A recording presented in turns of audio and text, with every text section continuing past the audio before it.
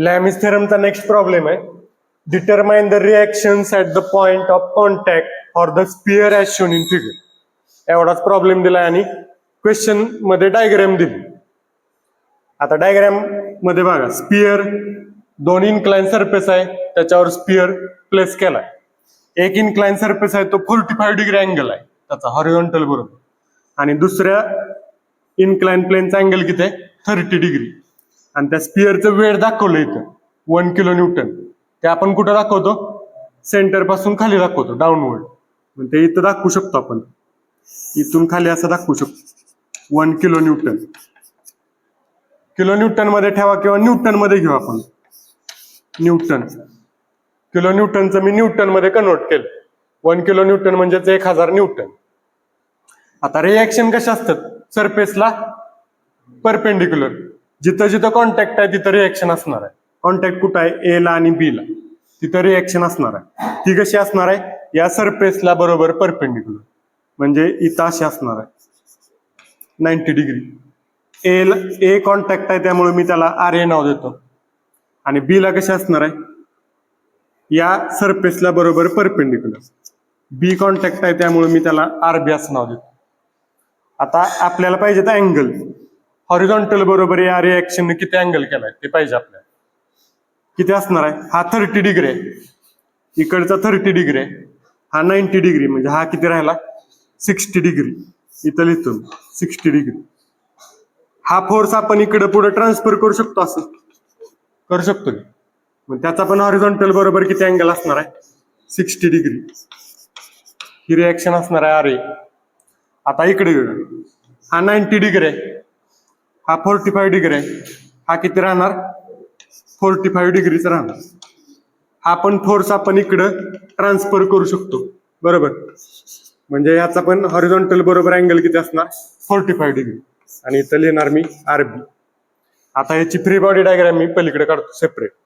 तिथं फक्त 3च फोर्स मला दाखवायचे. एक वेट खाली 1000 न्यूटन, इकडं वेट, त्यानंतर एक हॉरिझॉन्टल लाईन काढायची. हॉरिझॉन्टलला आर ए किती आहे 60 डिग्री. 60 डिग्री अँगलवर आर ए दाखवायचा. हा अँगल आहे 60 डिग्री, आणि 45 डिग्री हॉरिझॉन्टल बरोबर अँगलवर काय आहे आर बी. 45 डिग्री अँगल वर आर बी, इथं 45 डिग्री झालं. आता सगळे फोरच्या मधले अँगल आपल्याला फाइंड करायचे. ते झाले की लॅमिस थेरम आपण अप्लाय करू शकतो. 3च फोर्स आहेत त्यामुळे लॅमिस थेरम इथं लागू होतो.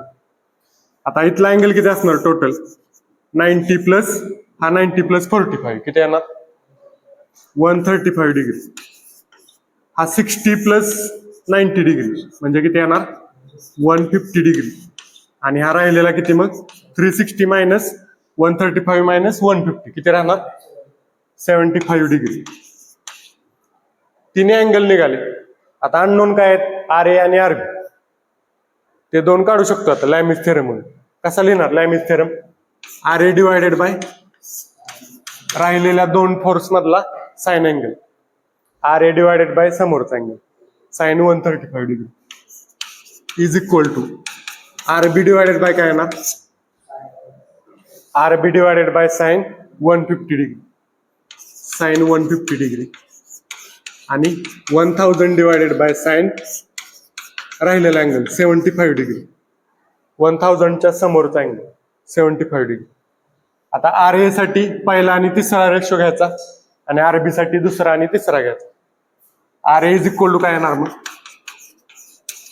हा known ratio 1000 divided by sine 75 degree into हा साइन 135 तिकडे मल्टिप्लाय होईल साइन 135 डिग्री, म्हणजे किती येते आर ए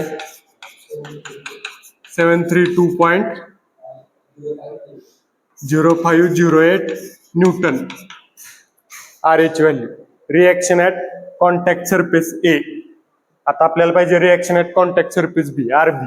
त्यासाठी हा आणि हा ratio R B is equal to काय येणार पुढचा known ratio divided by sine 75 degree into sine 150 तिकडे मल्टिप्लाय इंटू साइन 150 डिग्री, म्हणजे किती येणार आर बी हे कॅल्शियम जसंच्या तसं टाकायचं.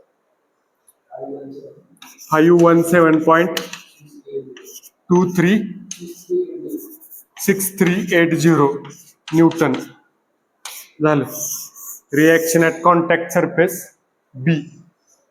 सिंपल प्रॉब्लेम आहे 6 मार्क.